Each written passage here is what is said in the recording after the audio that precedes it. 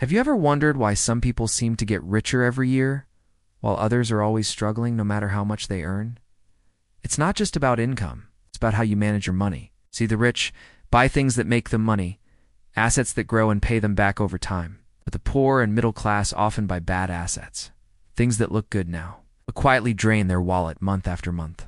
In this video, let's go through the 10 worst assets that keep you poor, so you can avoid them and start putting your money where it actually grows. 1. New cars. A brand new car feels amazing. That new car smell, the shine, the compliments. But financially, it's one of the worst purchases you can make. The second you drive it off the lot, it loses around 10% of its value instantly and up to 20 to 30% in the first year. That's thousands of dollars gone for something that doesn't make you a cent. Quietly wealthy people know this. They buy used cars that are a few years old, reliable, efficient, and already past that heavy depreciation curve. You don't have to impress anyone with a car payment. Impress yourself by owning it outright. 2. Timeshares. Timeshares sound good at first. Own a vacation spot for life. But in reality, it's a money trap. You're locked into ongoing fees, limited availability, and almost no resale value. It's not an investment. It's a liability that costs you money every single year. Even if you barely use it, you'll still pay maintenance and property fees forever.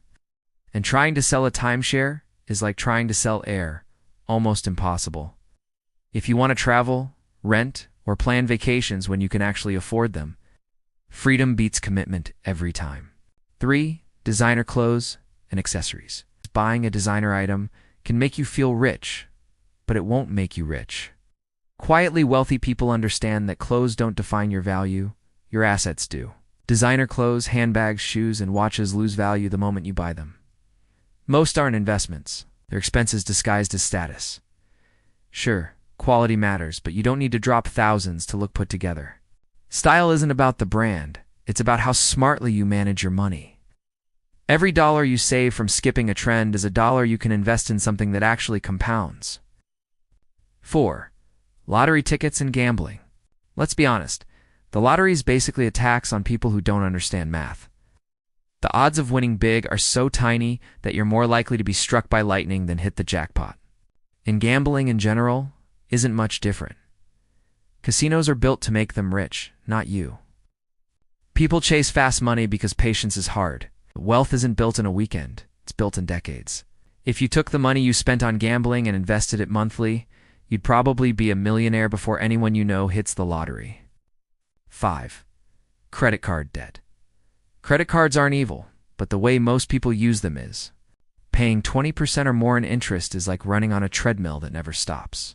You're constantly paying for the past instead of building for the future. Quietly wealthy people use credit strategically to earn rewards, build credit, or gain short-term flexibility, but they always pay it off in full. Because once interest kicks in, the balance can double faster than you think. Debt can either be a tool or a trap. It depends on how disciplined you are. 6. Expensive, useless degrees. Education is powerful, but not all degrees are equal. Spending tens of thousands of dollars on a major with little career potential can leave you with massive debt and minimal return. It's not about skipping college, it's about being strategic. Before enrolling, ask, what kind of job will this degree realistically lead to? How much will I earn versus how much debt will I carry? The quietly wealthy see education as an investment, not a ritual. Sometimes a trade, a certification, or even learning online can give a higher return for a fraction of the cost. 7. Boats and luxury items. A boat is often described as a hole in the water you throw money into. And that's true for most luxury items. They look great, but they constantly cost you more than they give back. Insurance, storage, repairs, and depreciation turn them into money pits. Unless a luxury item generates income like renting it out or using it for business, it's not an asset. It's a shiny liability. Quietly wealthy buy luxuries last after their investments pay for them. 8. Whole life insurance. This one surprises a lot of people. Whole life insurance is often sold as an investment, but it's usually a bad deal. You pay high premiums for a small guaranteed return that barely beats inflation. Meanwhile, The insurance company makes massive profits off your money. Most financial experts recommend simple term life insurance. It's cheaper and does the job, protecting your loved ones. Then you can invest the difference yourself, where it actually grows. If someone's trying to sell you whole life insurance, ask yourself, who benefits more, you or them? 9. Expensive gadgets and constant upgrades. Tech companies are masters at making you feel outdated every 12 months. A new phone? A new laptop? A new smartwatch? But do you really need it? Most upgrades are just small improvements dressed as game changers. If your current device works fine, that money could go toward investments instead of losing half its value in a year.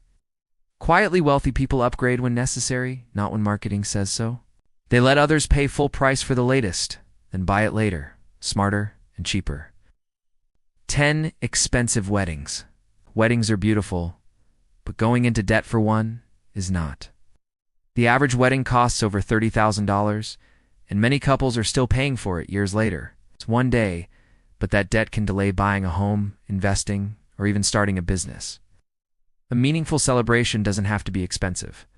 The quietly wealthy know that a strong marriage is built on shared goals, not overpriced decorations. Celebrate love, not status, because the best wedding investment is the future you build together. So, those are the 10 worst assets that keep you poor, the things that drain your money without giving anything back. Wealth isn't about what you own, it's about what you keep, what you grow, and how you use it. The goal isn't to never spend money, it's to spend it where it multiplies, not where it disappears. If this video helped you see money differently, tap the like button. It helps the channel a lot. And if you want to learn how to build real wealth step by step, make sure to subscribe and turn on notifications. Drop a comment below. I'd love to read your thoughts. Which one of these money traps surprised you the most? Thanks for watching, and I'll see you in the next one.